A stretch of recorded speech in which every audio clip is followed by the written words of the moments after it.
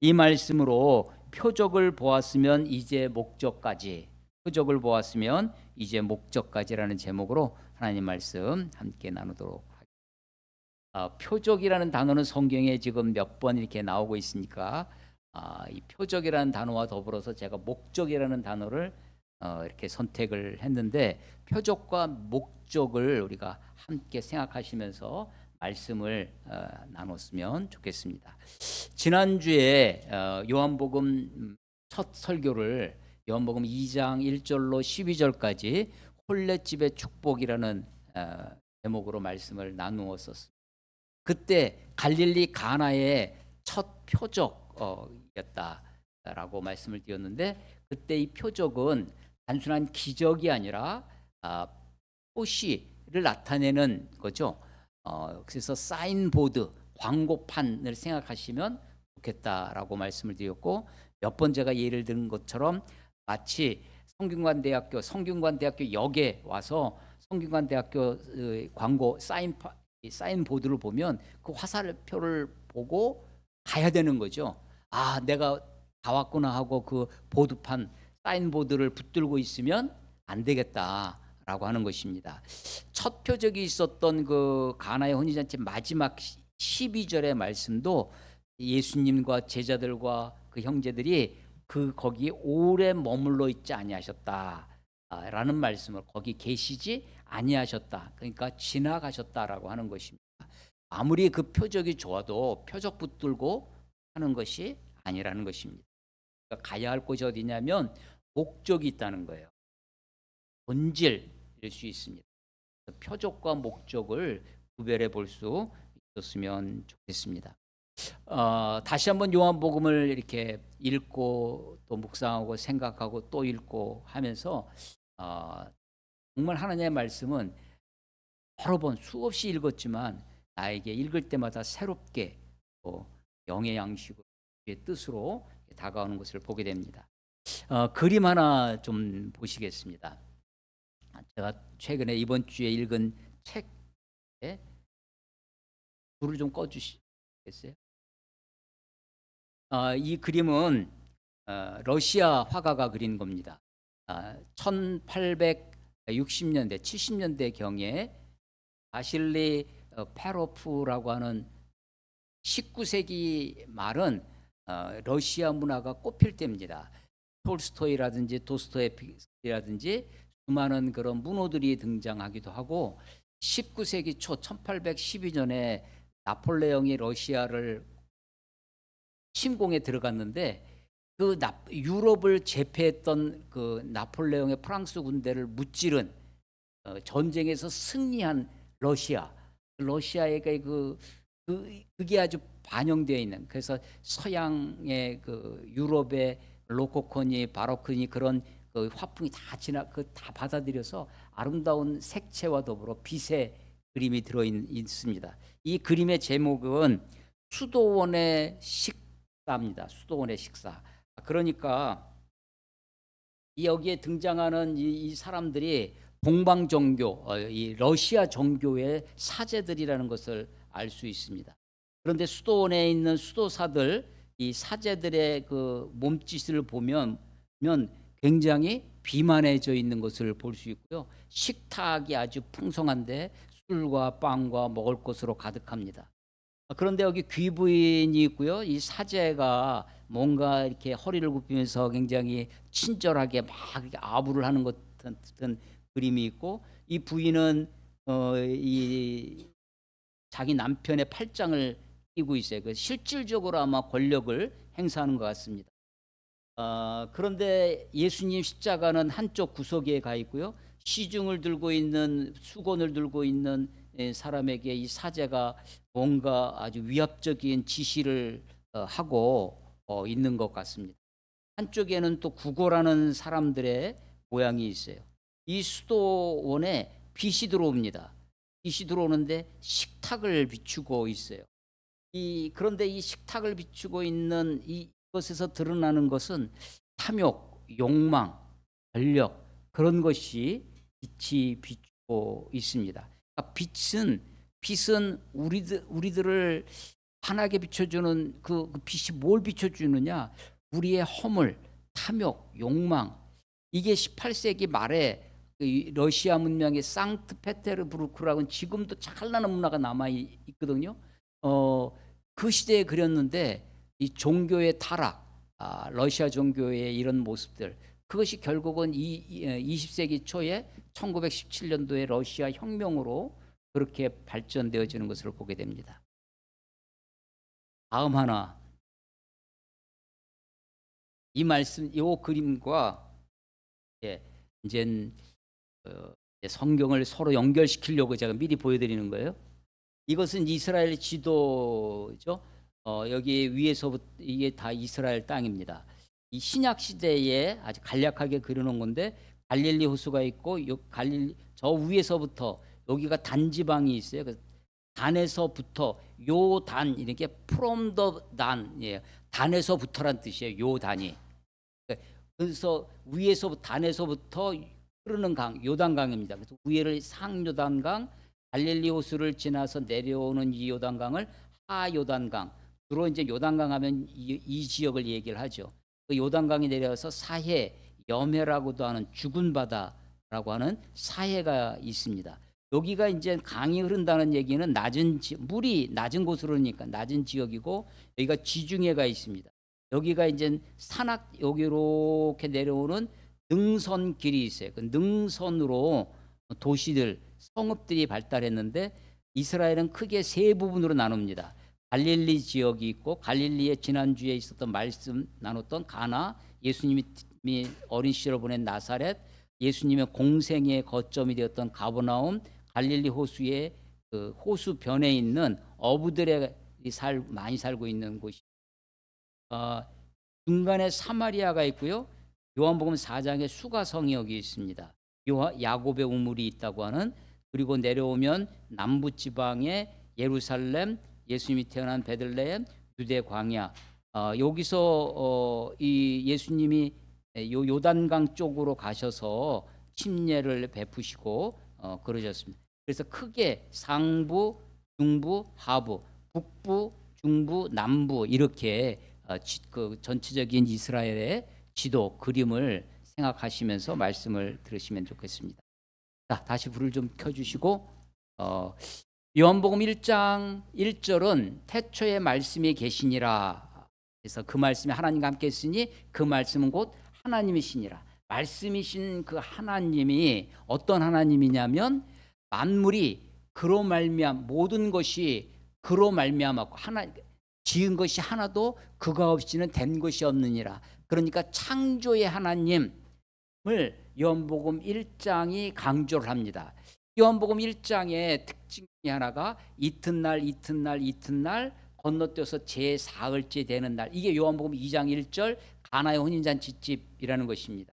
창세기 1장의 첫째 날 빛이 있으라 하시니 둘째 날, 셋째 날, 그래서 6일 동안 창조하시는데 그 6일 동안의 창조는 물질 세계의 창조였습니다. 물질 세계의 창조였어요. 그런데 요한복음은 그 첫째 날, 이튿날 이렇게 표현되어 있는 일주일간, 요한복음 1장의 일주일은 하나님의 영의 세계, 제자들, 구원의 세계, 하나님의 구원의 계획을 이루기 위해서 예수님이 제자들을 어떻게 부르셨는지. 그래서 베드로 형제 안드레를 먼저 만나시죠. 안드레와 베드로, 빌립과 나다나엘. 그리고 그 제자들을 부르시는 그 사역은 사흘 동안의 쉼이 있어요. 마치 그 사흘 동안의 쉼은 마치 예수님이 금요일 날 십자가에 죽으시고 사흘 동안 무덤에 계시다가 사흘 만에 부활하시는 것처럼 제 사흘째 되는 날 가나의 혼인잔치집에 물을 변하여 소주가 되게 하시는 그 놀라운 첫 표적을 행하셨다라고 하는 것입니다. 자, 그런데 말씀이신 그 하나님은 창조의 하나님이신데 1장 4절에 보면 그 안에 생명이 있었으니, 그 안에 생명이 있어요. 말씀이신 하나님, 말씀 안에 생명이 있습니다. 그 생명이 사람에게, 세상에 임하면 사람에게 오면 1장 4절 보시면 그 안에 생명이 있었으니 이 생명은 사람들의 빛이라. 아까 제가 그림 설명했을 때 마지막에 빛이 수도원으로 들어오고 있다고 했습니다. 바깥 세상에서 빛이 수도원 안으로 들어오고 있었어요. 말씀이신 하나님, 그 말씀이신 하나님 안에 생명이 있어요. 근데 그 생명이 사람에게 비추면 사람에게 빛이 임하는 것입니다. 그런데 그 빛은 어떻게 오냐면 9절, 1장 9절에 보면 참빛 곧 세상에 와서 각 사람에게 비추는 빛이 있었나니. 각 사람입니다. 한 사람 한 사람 각인에게 각 사람에게 비추는 거예요. 비추는 빛이 있었나니 그가 세상에 계셨으며 세상은 그로 말미암아 지은 바 되었으되 세상이 그를 알지 못하였고 자기 땅에 오매 자기 백성이 영접하지 아니하였다. 이렇게 됩니다. 빛이 세상 가운데 임하는 거예요. 1장 14절에 보면 말씀이 육신이 되어 우리 가운데 거하심에, 말씀이신 하나님이 이 땅에 육신으로 오셨어요. 마치 빛이 세상 가운데, 말씀 안에 생명이 있었는데 그 빛이 사람에게 왔더니 빛으로 나타났던 것처럼 빛이 임하면 볼 수 있죠. 빛을 볼 수 있어요. 그런 것처럼 말씀이신 하나님, 영이신 하나님, 우리가 볼 수 없는 하나님이십니다. 근데 그 볼 수 없는 하나님이 육신이 되어 우리 가운데 거하심에, 그 하나님, 그 예수님이 지금 우리들에게 임하고 계시는 것입니다. 자, 그런데 2장 가보세요. 2장 13절에 보면 유대인의 유월절이 가까웠으니, 우리 지난주에 가나의 혼인잔치는 저 갈릴리 지방, 북부 지방, 지도의 북부 지방이 있었던 거예요. 그런데 남부 예루살렘에 오신 거예요. 왜냐하면 유월절 때문에. 유대인들은 절기, 중요한, 우리가 설, 추석 이런 명절 때 고향에 가는 것처럼 유대인들은 유월절, 초막절 이럴 때, 이 절기 때 예루살렘에 가서, 성전에 가서 예배를 드리는 겁니다. 제사를 드리는 거예요. 누가? 성인 남자들이 12세, 이때 12살에 이상 되는 유대인들은 해마다 절기 때마다 가는 것입니다. 이 유월절은 우리식으로 하면 설과 같아요. 설 명절. 그러니까 1월 1일처럼 그 패스오버, 유월, 월담하다 넘어가는 거죠. 패스오버입니다. 영어로 하면 6월이 건너뛰는 거예요. 1대급에서 10가지 재앙의 마지막 재앙이 장자의 죽음, 다 죽이는데 죽음의 사자가 집을 넘어가요. 어떤 집을? 양의 피를 집에 기둥주자로 쓰는 설주와 인방에 피를 바르면 그 피를 보고 죽음의 사자가 패스 오버, 유월했습니다. 넘어갔어요. 그래서 그 절기가 유월절입니다. 이 유월절이 유대인들에게 1월 1일과 같은 제일 큰 명절이죠. 우리도 뭐 절을 기준으로 앞뒤로 3일을 지금 공휴일로 쉬고 있지만 이 유월절은 일주일간 내는 겁니다. 일주일간. 왜냐하면 그때는 다 걸어서 오잖아요. 왔다가 KTX 타고 왔다가 곧바로 갈 수 있는 게 아니니까 자기 먹을 거 싸들고 걸어서 예루살렘에 와서 제사 드리고 그러고 가는 겁니다. 예수님이 유월절에 예루살렘에 왔습니다. 우리가 예수님의 공생애를 3년이라고 하는데 3년 공생애를 알 수 있는 것은 요한복음 덕분입니다. 마태, 마가, 누가는 공관복음이라고 그래요. 공통적으로 보았다 해서 공관복음입니다. 마태, 마가, 누가 세 권이 그래요. 요한복음은 좀 다르게 봤습니다. 좀 특별한 복음서예요. 그래서 제4복음서 이렇게 말합니다. 이 요한복음에 마태, 마가, 누가, 공관복음은 6월절이 한 번 나와요. 그래서 마가복음을 기준으로 보면 예수님의 공생애가 1년 6개월밖에 안 됩니다. 그런데 요한복음을 기준으로 읽으면 6월절이 3번 나와요. 예수님이 3번 6월절마다 예루살렘에 가신 거예요. 그 마지막 세 번째 유월절에 십자가에 달려서 죽으신 것이 되는 거죠. 그래서 요한복음을 기준으로 했을 때 우리가 예수님의 공생애가 10년이다라고 하는 겁니다. 이 유월절에 가셔서 첫 유월절에 요한복음 지금 2장에 첫 유월절에 예루살렘에 가셔서 하신 것이 뭐냐면 성전을 정화하신 겁니다. 성전을 깨끗게 하신 거예요. 왜냐하면 성전이 왜 더러워졌냐면 14절 2장 14절에 보면 성전 안에서 소와 양과 비둘기 파는 사람들과 돈 바꾸는 사람들이 앉아 있는 것을 보시고, 이때의 성전 안은 성전 뜰을 얘기합니다. 성소와 지성소가 있는 아주 깊은 건물 안에 있는 그 지성소를 얘기하는 그 안을 얘기하는 것이 아니라 성전 마당 뜰을 얘기해. 그곳에 가는 겁니다. 거기에 왜 소, 양, 비둘기 파는 사람들이 있느냐 하면 제사를 드리기 위해서 원래대로 하면 저 갈릴리에서부터 양을 끌고 와야 되는 거예요. 그러면 제사를 드리려면 제사장이 심사를 합니다. 이거는 제물로 쓸 수 없는 병든 거야. 이건 다리가 부러진 놈이야. 하고 퇴짜를 놓습니다. 나는 힘들게 끌고 왔는데 제사장이 빠꾸를 놔요. 아니 내가 보기엔 멀쩡한데 제사장한테 뭐라도 좀 찔러주면 그래 이왕 죽여서 제사 불태워 죽일 거니까 하는 거예요. 그러니까 양을 끌고 오기가 힘들죠. 그러면 예루살렘에서 키우는 것을 거기서 사서 하면 쉽잖아요. 내가 끌고 온 멀쩡한 양은 안 받아줘. 근데 예루살렘에서 파는 그 양은 제사장이랑 서로 짜고 치는 거예요. 그래서 그 양은 받아줘. 못생기고 흠이 있어도 받아줘. 내가 끌고 온 거는 멀쩡해도 안 받아줘. 그러면 양을 거기서 살려면 돈이 있어야 되잖아요. 돈을 갖고 오는데 아니 성전에서 양을 살려고 하면 돈을 쓰려고 하는데 바깥에서 세상에서 쓰는 돈은 속된 거야. 더러운 돈이에요. 그러니까 그 돈을 쓰면 안 돼. 성전에서만 쓰는 화폐를 가지고 사야 돼요. 그 돈을 돈을 바꿔야 돼요.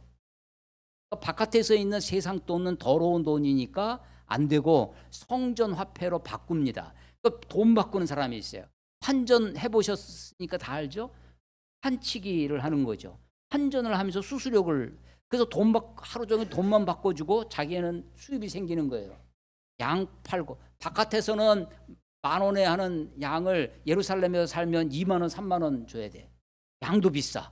그런데 그 양을 사는 돈도 그냥 돈으로 살 수 없고 성전에서 쓰는 돈으로 사야 돼. 그러니까 그 돈을 바꿔야 돼. 돈 바꾸는데 또 돈 들어. 양 사는데 또 돈 들어. 근데 양과 소와 양은, 소는 비쌀 거 아니에요? 양도 그렇습니다. 비둘기는 가난한 사람들 용이었어요. 성전에서 지금 뭐가 되겠냐면 온갖 탐욕과 거짓과 가난한 사람들 등쳐먹는 게 어디서 벌어져요? 성전 안에서 벌어지는 거 있는 것입니다. 아까 그 탐욕의 모습이 있었잖아요. 수도원이 기도와 경건함과 절제와 그런 것으로 가득해야 되는데 수도원 그림이 완전히 탐욕과 욕심과, 그리고 그 안에서도 식탁에 앉아서 먹는 사람이 있고 심부름하는 사람이 있고 그 밑에 구석에 구걸하는 사람도 있고, 예수님의 십자가 마저 한쪽 구석에 어두운 곳에 십자가가 있어요. 빛이 들어옵니다. 근데 그 빛이 뭘 밝혀주냐면 식탁을 밝혀주는 것 같아요. 근데 그 빛이 뭘 드러내냐면 저들의 탐욕을 비추고 있습니다. 그래서 빛 대신 예수님이 오셨어요. 오셔서 첫 번째가 지금 예루살렘에 오셨는데 그 예루살렘 유대인들의 본거지죠. 그 성전에 온갖 탐욕을 지금 비추고 있는 것입니다. 그런데 예수님이 어떻게 하셨냐면 2장 15절에 보면 노끈으로 채찍을 만들어서 소나 양들을 다 쫓아내십니다. 그런데 돈 바꾸는 사람들의 돈을 쏟으시고 상을 엎으세요. 16절에 비둘기 파는 사람들에게는 이것을 여기서 가지고 가라. 내 아버지의 집으로 장사하는 집을 만들지 말라라고 말씀하셨다는 거예요. 소나 양은 쫓아버리면 거기서 쫓아낸 양을 가서 다시 잡아오면 됩니다. 근데 비둘기는요, 비둘기를 엎어버리시면, 비둘기 집을 엎어버리면 비둘기가 쫓아가면 그 비둘기는 누구 거예요? 사실은 가난한 사람들 용입니다. 그러니까 비둘기 파는 사람들의 그것은 없지 않으셨어요. 그러니까 예수님이 지금 굉장히 절제된 행동입니다. 우리는 예수님을 닮아가야 돼요. 그래서 막 자기가 화내고 자기가 분에 씩씩거리면서 예수님도 이렇게 채찍으로 막 예수님도 이렇게 분을 내신 이런 정의로운 분노가 있어야 된다라고 자기를 예수님의 자기 분노를 예수님의 이런 행동에 그렇게 핑계를 대기도 해요. 근데 예수님의 행동은 굉장히 절제되어 있다는 것을 우리가 알 수 있습니다. 제자들이 그 모습을 보고 17절 제자들이 성경 말씀에 주의 전을 사모하는 열심히 예수님이 주의 전 성전을 사모하는 열심히 나를 저러다가 예수님이 큰일 나지 나를 삼키리라. 예수님 지금 제자들이 예수님을 걱정해 주고 있는 거예요. 주의 전을 향한 열심히 저를 삼키리라. 그런데 18절 이에 유대인들이 대답하여 예수께 말하기를 내가 이런 일을 예수님을 보고 하는 말이에요. 내가 이런 일을 행하니 무슨 표적을 우리에게 보이겠느냐. 표적이라는 말씀이 또 나오죠. 이 유대인들이 누굴까? 이 예루살렘 아니 지금요 성전에서 소 팔고 양 팔고 비둘기 팔고 돈 바꾸고 하는 사람들 이 사람들이요 그냥 할 수 있는 게 아니에요. 저희 집 앞에 저희가 살고 있는 집 앞에 오래전에 1톤 트럭에다가 떡볶이를 하시는 할머니 한 분 계셨어요. 굉장히 맛있고 친절해서 장사가 잘 됐어요. 근데 가면 자꾸만 불평을 하세요. 동네 다른 식당에서 자꾸만 고발을 하는 거예요. 그러니까 힘들어요. 누가 저기 하냐면 같은 상인들끼리. 그래서 이분이 결국은 조그만 가게를 세를 얻어서 들어가서 장사를 하십니다. 가격이 올라갈 수밖에 없죠. 이게 지금 달라져. 이 상인들이요. 그러니까 내가 장사를 하려면 소 팔고 양 팔고 하려면 하고 싶다고 하는 게 아니에요. 다 어떻게 하냐면 그 성전의 주인 노릇하는 성전에서 권력을 쥐고 있는 사람이 누구냐면 대제사장입니다. 제사장들한테 뒷돈을 대주지 않으면 그 대제사장의 권력의 주머니 역할을 해주지 않으면 소 팔고 양 팔고 하는 것이 없어요. 그러니까 우리나라도 조선시대에 보면 종로통에 시정 상인이 있었어요. 이 조선시대 가장 백성들 나중에 조선시대 말기에 가면 삼정의 문란이라 해서 뭐 그런 것이 있지만 그 이전에 이미 임진왜란 그 이전에 제일 힘든 게 뭐였냐면 공납이라는 것이 있어요. 세금을 각 지방에 토산물로 내는 거예요. 각 지방 어떤 지방에서 잘난 그거 갖다 바치는 거죠. 물건으로 갖다 바치는데 똑같습니다. 갖다 바치면 그 받는 그 관리들이 자꾸만 퇴짜를 놓는 거예요. 이건 이래서 이달되고 이 절에서 그러니까 어떻게 하냐면 결국 한양 시정 상인들 종로통에서 파는 시정 상인들한테 자기네 지방에서 나는 거 말고 거기서 사다가 납품을 하는 거예요. 그거를 그러면 받아줘.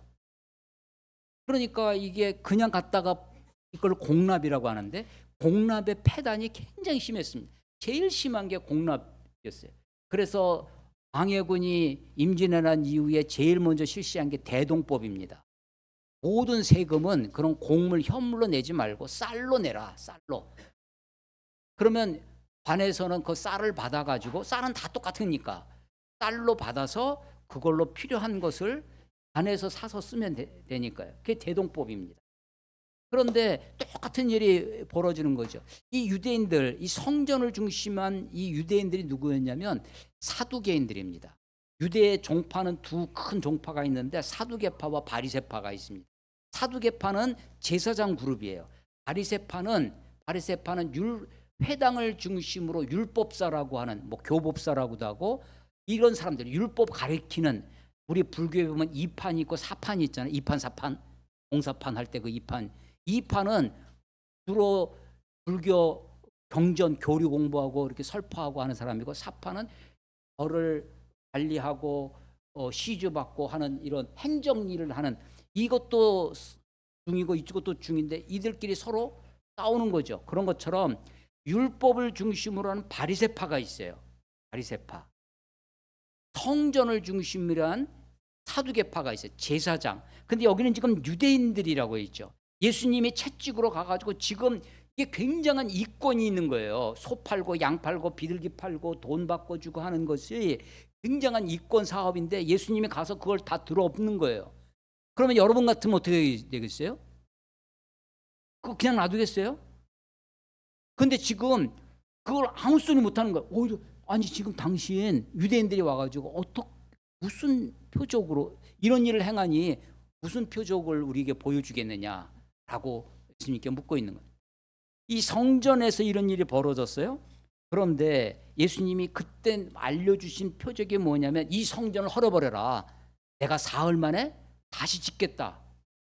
나중에 제자들이 예수님이 십자가에 죽으시고 부활하신 다음에, 그 말씀이 십자가에 죽으시고 사흘 만에 부활하신다는 예수님의 자기 몸이 성전이구나. 자기의 몸이 성전인 것을 그걸 말씀하신 거구나라는 것을 그제서 예수님이 부활하신 다음에야 알게 되었다. 그래서 믿게 되었다. 2장 22절에 보면, 죽은 자 가운데서 살아나신 후에야 지혜들이 이 말씀하신 것을 기억하고 성경과 예수께서 하신 말씀을 믿었더라. 그제서. 그러니까요, 이 복음서는 예수님의 행적을 기록했는데, 대통령이 해외 순방을 가면 따라다니는 기자가 있습니다. 기자들이 막 가서 지금 대통령이 뭐 하셨습니다. 그거 하는 행동대로 그것대로 따라가면서 적는 수행 기자의 글이 있어요. 예수님의 복음서는 그런 게 아닙니다. 예수님을 따라다닐 때는 적을 기록할 생각조차 못했어요. 예수님이 십자가에 부활해서 죽으시고 부활하신 다음에 한 세대가 훨씬 지나간 다음, 짧게는 30년, 길게는 50년, 60년 후에 이 복음서가 기록되는 겁니다. 그러니까 이 제자들이 맞아, 예수님이 성전에서 그 성전을 정화하고 막 채찍으로 그 하실 때 하셨던 그 말씀, 이 성전을 헐어버려라, 내가 사흘 만에 다시 짓겠다 하셨던 그 말씀이 바로 그 말씀이구나라는 것을 그제서 알았다는 겁니다. 자, 그런데 다시 오늘 23절부터 왔죠. 6월절입니다. 또 6월절로 시작되죠. 예수께서 여전히 어디 계시냐면 예루살렘에 계십니다. 많은 사람이 그의 행하시는 표적을 보고 그의 이름을 믿었다 그랬습니다. 많은 사람이에요. 다는 아닙니다. 24절에는 예수는 그의 몸을 그들에게 의탁하지 아니하셨으니 이는 친히 모든 사람을 여기는 모든 사람이죠. 예수님이 아셨던 거는 모든 사람을 아셔요. 예수님을 믿겠다고 따라오는 사람뿐만 아니라 그렇지 않은 많은 사람이 예수님을 따라왔지만 다는 아니었습니다. 근데 예수님이 아신 거는 모든 사람을 아셨다는 거예요. 6월절 예루살렘에서 행하시는 표적을 보고, 사람들은 표적을 보고 예수님을 믿었다라고 하는 거예요. 그런데 예수님이 그들에게 자기 몸을 의탁하진 않았습니다. 예수님이 자기를 따르는 많은 사람들, 그 사람들을 의지하고 그들의 힘을 이용해서 무슨 일을 하신 분이 아닙니다. 예수님은 그들을 의탁하지 않으셨습니다. 심지어는 5,000명을 먹이신 아주 놀라운 일, 그때 그 사람들이 예수님을 억지로 예수님을 추대해서 왕으로 삼자라는 운동이 일어났어요. 그런데 예수님은 거기를 버리시고 마치 도망치듯 산으로 가십니다. 호수를 건너 배를 타고 쫓아오지 못하게. 그래서 산으로 가세요. 그리고 빨리 쟤들 집으로 보내라 흩어지게 하십니다. 우리 같으면 그 많은 무리들, 사람들, 물 들어올 때 배 저어야 된다고 그걸 이용하고 싶은데 예수님은 그러지 않았다라고 하는 것입니다. 그런데 그 유대인들이 예수님께 그런 표적을 구하고 있을 때 오늘 3장 1절에 바리새인 중에 한 사람 니고데모가 등장하는 것입니다. 이 사람은 유대인의 지도자라고 기록되어 있는데 다른 성경에 보면 이 산헤드린이라고 하는 공회의 의원이었어요. 그러니까 요즘 우리식으로 하면 국회의원과 같은 겁니다. 그 산헤드린 안에는 사두개파, 제사장 그룹 사두개파도 있고 바리새파, 율법을 중심으로 하는 그것이 함께 있는데 이 바리새파 중에 유대인의 지도자라고 하는 거예요. 이 사람이 2절 밤에 예수님을 찾아옵니다. 왜 밤에 찾아왔을까? 우리들은 요즘 뭐 밤의 세계가 더 많죠. 밤에도 많은 사람 만나고 그런데 그 당 옛날에는 사실은 밤은 그런 시간이 아니었어요. 그런데도 이 밤에 예수님을 찾아오는 것은 낮에 찾아올 수가 없어서 그런 겁니다. 다른 사람의 이목 때문에. 아니 지금 성전에서 그렇게 난리를 일으킨 터 팔고 비둘기 파는 사람들을 그렇게 휘저었던 저들의 치부를 그렇게 드러났을 때 아무도 예수님께 대놓고 항거한다든지 예수님을 이렇게 막 멱살잡이하면서 예수님을 하지 못했어요.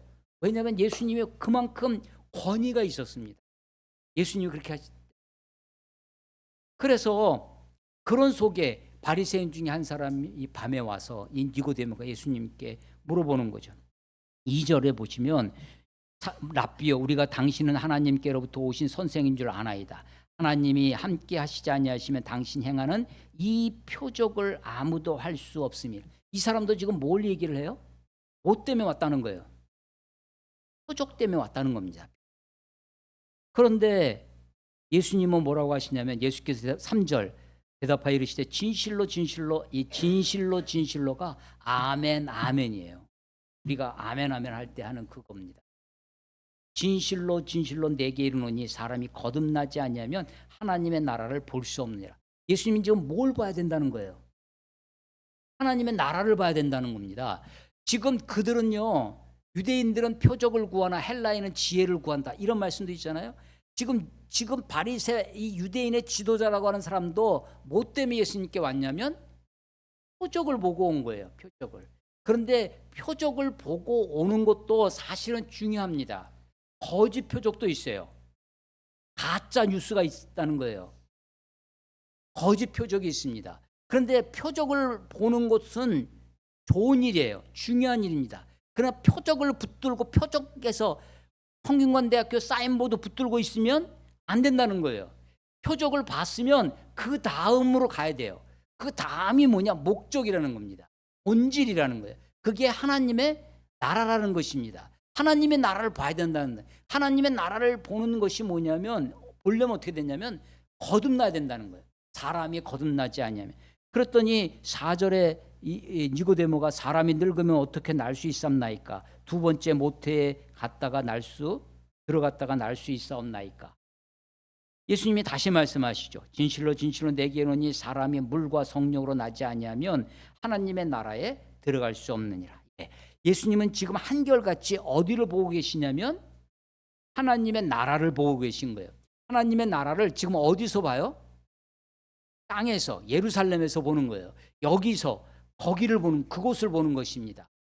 우리가 지금 몸은 이곳 땅에 있지만 하나님의 나라를 보다가 하나님의 나라에 들어가는 거예요. 들어가는 것입니다. 자, 지금 표적은 중요하다고 그랬어요. 표적을 보는 일이 필요합니다. 그러나 그것은 필요 조건이지만 충분 조건은 아닙니다. 표적에만 붙들고 다 됐다 하고 있으면 안 되고 목적을 보고 그 목적을 향해 나아가야 돼요. 그게 어디냐면 이게 하나님의 나라라는 것입니다. 그런데 그 조건이 뭐냐? 거듭나는 거예요. 물과 성령으로 거듭나야 된다는 거예요. 자, 2장에서 성전을 정결케 하시는 성전을 뒤집어 엎는 업사이드 다운 시키는 전복시키는 일이 있었습니다. 그것은 성전이 그렇게 타락하게 된 것은 구조적인 타락이에요. 제도가 그랬습니다. 사회가 그래요. 예수님이 이 땅의 사회 개혁을 예수님의 말씀으로 외칠 수도 있습니다. 사회 개혁이 필요합니다. 우리의 제도를 바꾸고 우리의 사회의 어떤 문제들을 지적하는 것이 필요해요. 그런데 여기가 좋사오니 여기를 하나님의 나라를 바꾸어야 된다라고 하는 것은 아니에요. 성전을 허물으라고 하는 거죠. 성전이 표적입니까? 표적이었던 적은 있습니까? 다윗이 성전을 짓겠다고 했을 때, 솔로몬이 성전을 지었을 때 그때는 어땠을까요? 그 성전은 표적이었을까요? 목적이었을까요? 아브라함은 표적입니까? 아닙니까? 창세기 12장에 우리 지난 1월 달에 창세기를 읽었습니다. 아브라함은 표적이에요, 목적이에요? 예, 표적입니다. 롯은 표적이 아니에요. 롯은, 아브라함의 조카 롯은 갈대아우르에서 같이 출발했지만 하나님이 롯을 부르시지는 않으셨습니다. 아브라함을 부르셔서 내가 너를 복이 되게 하겠다. 너를 통해서 모든 민족이 복을 받게 하겠다라고 하셨어요. 아브라함을 택하셨습니다. 아브라함에게 언약을 맺으셨어요. 이스라엘, 그래서 그 언약의 표징으로 할례를 받습니다. 그런데 그것은 표적일 뿐이에요. 그 표적에서 붙들고 나는 아브라함의 자손이니까, 나는 할례를 받았으니까 라고 그것을 붙들고 있으면 안 된다는 거예요. 표적에서 어디로 가야 돼요? 목적으로 가야 되는 거예요. 성전은 구약 성경의 선지서에서 참 선지자들이 너희들은 망할 것이라는 거예요. 하나님이 임하시면. 근데 거짓 선지자들은 어때? 하나님의 성전이 여기 있는데, 하나님의 이름이 이곳에 있는데 우리는 안전하다, 평화하다 라고 거짓 메시지를 전합니다. 그러니까 성전이 표적 역할을 했는데 그 표적이 본질인 줄 알고, 그게 목적인 줄 알고 그것만 붙들고 있어요. 타락의 온상이 됩니다. 표적에서 우리가 표적을 보았으면 목적으로 나가야 됩니다. 니고데모는 표적을 보고 왔어요. 그런데 그 표적을 잘 설명하고 그 표적을 어떻게 하면 잘 붙들고 있을지를 예수님이 강론하시는 것이 아닙니다. 야, 네가 유대인의 지도자냐? 성전이 지금 그 모양으로 돼 있는데 돈 바꾸고 거기서 소 팔고 양 팔면서 온갖 탐욕, 빨리 성전을 개혁해라. 성전의 지상 그룹들을 그들과 함께 바리새파를 결성을 해서 사두개파를 무찌르고 하면서 그걸 지금 예수님이 말씀하시는 게 아니에요. 예수님의 관점은 지금 사회 개혁을, 우리들의 제도의 문제, 교회도 문제투성이죠. 마치 예수님이 빛이 임하면 수도원 그림, 제가 그 그림을 많이 묵상을 했습니다. 빛이 수도원 안에 비쳐요. 교회 안에 비칩니다. 근데 거기에서 진리를 밝혀주고 거기서 그런 것이 아니라 저들의 탐욕이 드러나요. 그 교회의 탐욕이, 교회의 타락이 곧 러시아의 멸망으로 이어지는 겁니다. 한 시대도 마찬가지. 종교의 타락이 사회의 타락의 정점입니다. 그래서 지금 니고데모가 표적을 보고 왔어요. 그런데 예수님은 지금 뭘 보게 하시냐면 목적을 보게 주님이 이 땅에 오신 목적이 뭐냐는 거예요. 그것은 하나님의 나라를 보게 하는 겁니다. 하나님의 나라에 들어가게 하는 거예요. 그런데 그것은 조건이 뭐냐면 거듭나는 겁니다. 물과 성령으로 거듭나는 것입니다. 그래서 그것은 굉장히 개인적 차원이 됩니다. 6절에 육으로 난 것은 육이요 영으로 난 것은 영이니 내가 내게 거듭나야겠다는 말을 놀랍게 여기지 말라. 바람이 임의로 불매 내가 그 소리는 들어도, 소리가 들으니까 바람이 있는 건 알죠. 근데 어디서 와서 어디로 가는지 모른다는 거예요. 그런 것처럼 성령으로 난 자도 그렇다. 우리가 성령으로 난다는 것이 어떻게 나는 것인지 알 수 없어요. 하나님이 우리를 거듭나게 하시는데 그것을 우리가 다 설명할 수가 없는데, 마치 소리를 들으면 바람을 아는 것처럼 성령으로 난 사람은 안다는 거예요. 저 사람은 거듭난 사람이구나 라는 것을 알 수 있다는 것입니다. 니고데모가 어찌 그런 일이 있을 수 있나이까? 10절에 예수께서 그에게 대답하여 이르시되 너는 이스라엘의 선생으로서 이러한 것들을 알지 못하느냐? 니고데모는 자기가 안다고 그랬어요. 2절에 당신은 하나님으로부터 오신 선생인 줄 아나이다. 근데 그것은 진짜 아는 게 아니라는 겁니다. 11절 진실로 진실로 내게 이르노니 우리는 아는 것을 말하고 본 것을 증언하노라. 그러나 너희가 우리의 증언을 받지 아니하는도다. 내가 땅의 일을 말하여도 너희가 믿지 아니하거든. 하물며 하늘의 일을 말하면 어떻게 믿겠느냐? 하늘에서 내려온 자 곧 인자 외에는 하늘로 올라간 자가 없느니라.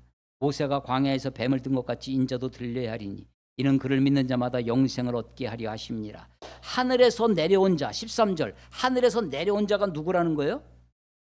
인자라는 거예요. 인자는 은혜로운 인자하신 분 그런 뜻이 아닙니다. 인자는 사람 인자예요. 사람의 아들입니다. 하나님의 아들이 사람의 아들로 오셨어요.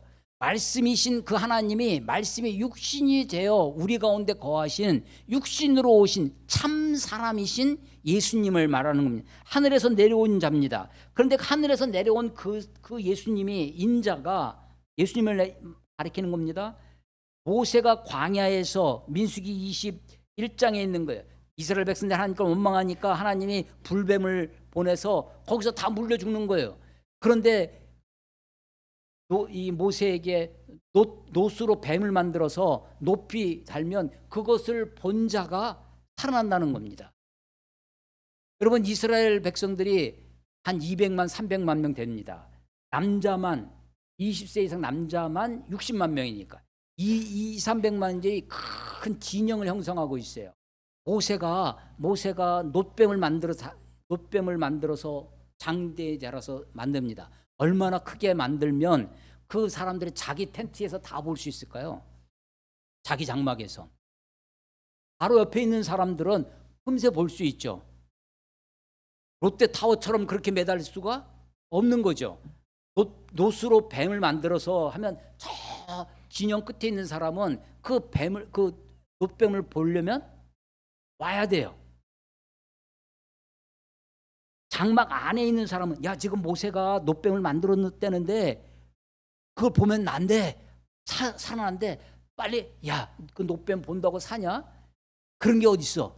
하고 자기 장막에 그냥 틀어박혀 있으면 아무리 가까이 있어도 죽는 거예요. 장막 바깥으로 나와서 그 놋뱀을 봐야 됩니다. 아니 놋뱀이 어떻게 놋뱀을 보는 순간 그 놋에서부터 어떤 자기장이 나와가지고 그 놋뱀을 그 불뱀에 물려 죽어가는 나에게 어떤 현상이 일어나는지 우리는 아무것도 몰라요. 다만 그것을 본 자는 사는 겁니다. 그 말을 믿고 본 자는 사는 거예요. 그런 것처럼 인자도 모세가 뱀을 든 것 같이 인자도 들려야 하리니 인자가 누구예요? 하늘에서 내려오신 분입니다. 그 인자가 들려야 돼요. 그건 뭘 얘기하는 거예요? 십자가를 얘기하는 거죠. 15절 이는 그를 믿는 자. 그가 누구예요? 인자입니다. 누구예요? 하늘에서 내려온 자입니다. 그가 누구예요? 뱀임을 든 것처럼 십자가에 달리신 그분을 믿는 겁니다. 십자가에 달린 그분을 어떻게 믿어요? 무엇으로? 하늘에서 내려오신 분으로 믿는 거예요. 그분을 어떻게 믿는 거예요?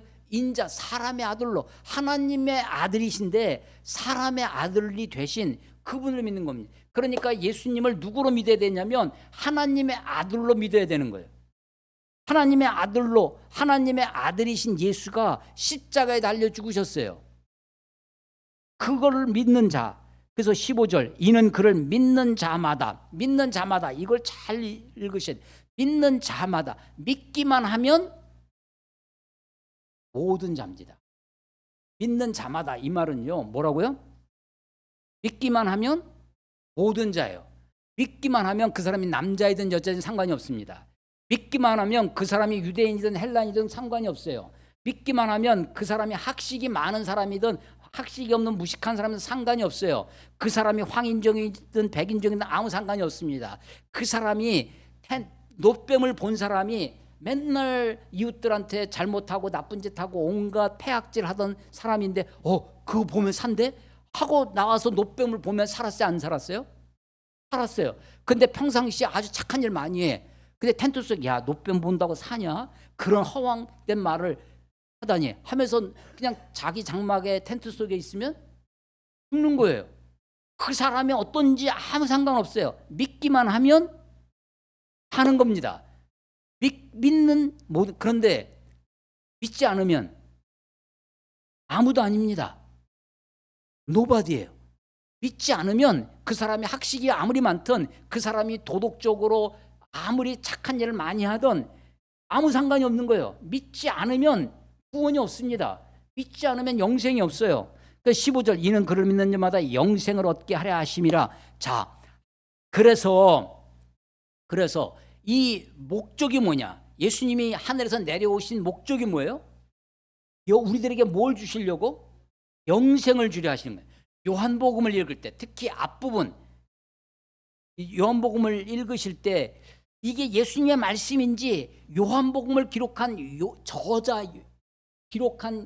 요한복음의 저자의 말인지를 우리가 구별해 읽어야 됩니다. 16절부터는요. 하나님이 세상을 이처럼 사랑하사 독생자를 주셨으니, 이건 성경 중에 성경이라고 하는, 이 작은 성경이라고 하는 별명이 붙어있는 절이 요한복음 3장 16절이에요. 하나님이 세상을 이처럼 사랑하사, 하나님의 동기, 모티베이션, 하나님의 이유가 뭐냐? 세상을 사랑하셨다는 거예요. 하나님이 세상을 이처럼 사랑하사 독생자를 주셨으니, 독생자를 주신 건 뭐예요? 방법입니다. 어디에? 땅으로 내려보내 주셨어요. 십자가에 내어 주셨어요. 사랑은 사랑하사 주셨으니, 사랑은 주는 겁니다. 주지 않는 사랑은 없어요. 주지 않고 사랑이 이루어질 수 없어요. 하나님의 사랑은 하나님의 세상을 이처럼 사랑하사, 사랑의 원인이에요. 방법이 뭐예요? 주시는 거예요. 독생자를 주셨습니다. 이게 자기 돈 주머니에서 돈 10,000원짜리 꺼내주는 것이 아니에요. 자기 자신을 준 겁니다. 삼위일체 하나님이신 그분이 이 땅에 오셨어요. 그분이 자기 아들 독생자를 주셨어요. 어디에 주셨어요? 십자가에, 뱀을 든 것처럼 십자가에 달려서 주신 거예요. 이는 그렇게 하신 이유가 뭐냐? 그를 믿는 자마다. 그가 누구예요? 독생자. 그가 누구예요? 하늘에서 내려오신 자입니다. 그가 누구예요? 인자입니다. 그가 누구예요? 뱀을 든 것처럼 십자가에 달려서 죽으신 그분이에요. 이는 그를 믿는 자마다 뭐라고요? 믿기만 하면 모든 자예요. 믿기만 하면 모든 자입니다. 아무 조건이 없어요. 믿기만 하면 믿는 자마다 멸망하지 않고 영생을 얻게 하려 하심이라. 요한복음 20장 31절에 보면 요한복음을 기록한 목적이 이렇게 됩니다. 20장 31절에 오직 이것을 기록함은, 요한이 쓰는 거예요. 요한복음을 쓴 이유가 뭐냐? 오직 이것을 기록함은 너희로 예수께서 하나님의 아들 그리스도이심을 믿게 하려 하심이라. 예수께서 하나님의 아들 그리스도이심을 믿게 하려. 예수님을 갈릴리의 나사렛에서 태어난 목수의 아들로 믿는 게 아니에요. 예수님을 뭘로 믿어야 돼요? 하나님의 아들로 믿어야 돼. 근데 하나님의 아들이 십자가에 달려서 죽으셨어. 그리스도가 되신 거예요. 메시아가 되신 것입니다. 예수를 어떻게 믿어야 되느냐? 예수님을 하나님의 아들로 믿는 겁니다.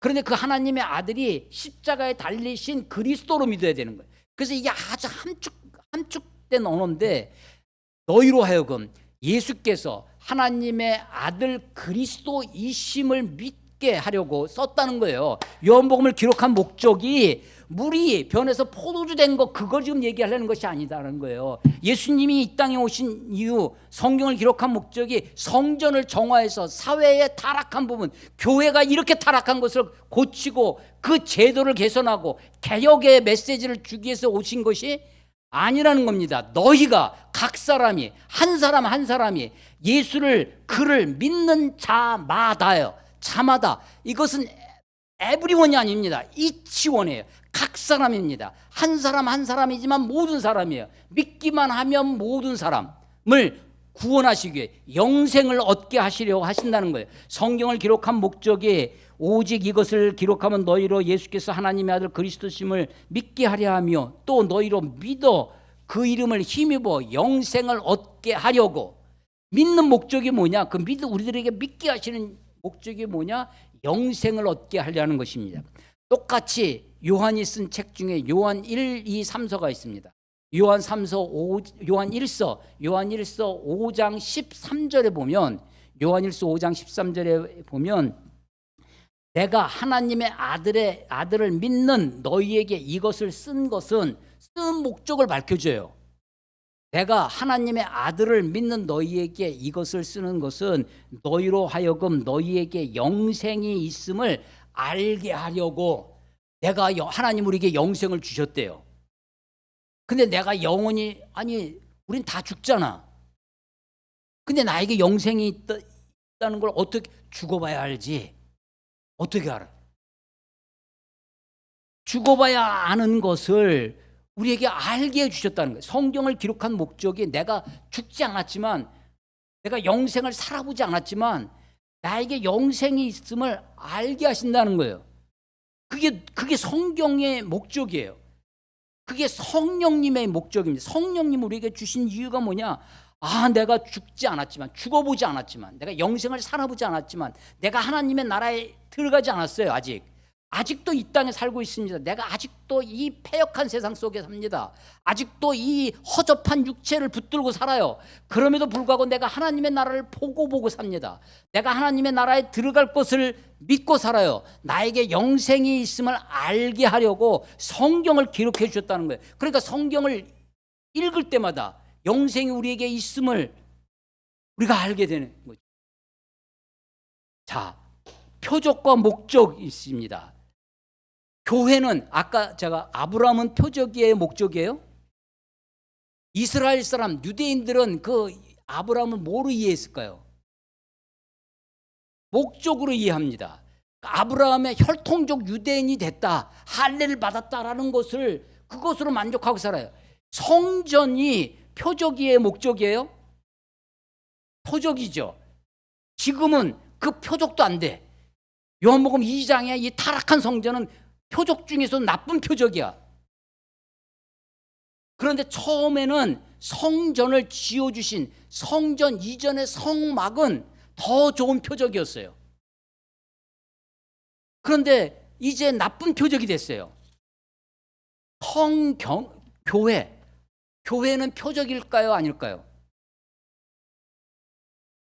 교회도 좋은 교회가 있고 나쁜 교회가 있겠죠? 그렇습니까? 교회가 나쁜 교회가 있나? 우리 아까 그림 봤잖아요. 타락한 교회? 있을 수 있죠. 그런데 교회는 표적일 수 있습니다. 교회가 예수님을 잘 포기하고 간판이 있어요. 간판이 잘못해서 화살표 방향을 잘못해놨어. 그 화살표를 믿고 가면 어떻게 돼요? 망하는 거죠. 허당해요. 좋은 표적, 올바른 표적을 봐야죠. 교회는 표적이 아니에요? 교회는 좋은 교회, 나쁜 교회 있을 수 현실적으로 있죠. 우주적 교회는 다 하나님의 교회입니다. 우주적 교회는 나쁜 교회가 없어요. 그러나 지역 교회, 여러분과 내가 살아가고 있는 이 땅의 교회들은 좋은 교회, 나쁜 교회 있을 수 있죠. 좋은 표적, 나쁜 표적이 있을 수 있어요. 자, 성경은 표적입니까, 본질입니까? 이건 또 좀 어려운 질문 같아요. 이것도 표적이지만 어디에 가까운 표적일까요? 본질에 가까운 표적입니다. 나쁜 표적은 세상에 가깝습니다. 돈, 탐욕, 인간의 본질. 아까 2장, 우리 요한복음 2장에 보면 예수님이 우리의 속을 다 아신다고 그래요. 2장 25절에 사람의 속을 다 아셔요. 우리의 본질이 얼마나 타락해 있는지 알아요. 이건 개선해서 우리가 조금 도 닦으면 하나님의 나라 가는 게 아닙니다. 우리가 조금 착한 일 많이 해서 하나님 나라 가는 게 아니에요. 성경은 목적, 본질에 근접한 이 성경 맞춰 바리새인들처럼 마치 그렇게 성경을 읽을 수도 있겠죠. 본질은 하나님이십니다. 본질은 하나님의 나라, 그분이 다스리시는 그분의 통치가 이루어지는 하나님의 나라예요. 영생입니다. 그런데 그 영생을 알 수 있는 길이 하나님의 말씀, 성경에 있어요. 성경을 기록한 거예요. 교회가 좋은 교회, 좋은 표적이 되도록 노력해야 되겠죠. 목사도 표적입니까? 본질입니까? 당연히 표적이죠. 좋은 목사, 좋은 표적, 제가 좋은 표적이 되도록 노력을 해야 되겠죠. 그런데 아무리 좋은 목사, 아무리 존경하는 목사라고 해도 그것이 본질인 줄 알고 목사만 붙들고 있으면 안 되는 거예요. 그래서 설교 제목 뭐예요? 표적을 보았으면 어디까지 가야 돼요? 목적까지 가야 돼요. 끝까지. 죽는 그 순간까지 목적으로 가려고 노력해야 되는 것입니다. 말씀을 맺겠습니다. 니고데모는 표적일 뿐입니다. 그는 표적을 보고 주님 왔습니다. 그러나 주님은 하나님의 나라를 보라고, 하나님의 나라에 들어가라고, 하나님의 구원, 하나님의 영생을 말씀하고 계십니다. 어떤 것도 사람을 의탁하지 않았다는 예수님처럼 이 땅에 있는 어떤 것이 본질일 수 없습니다.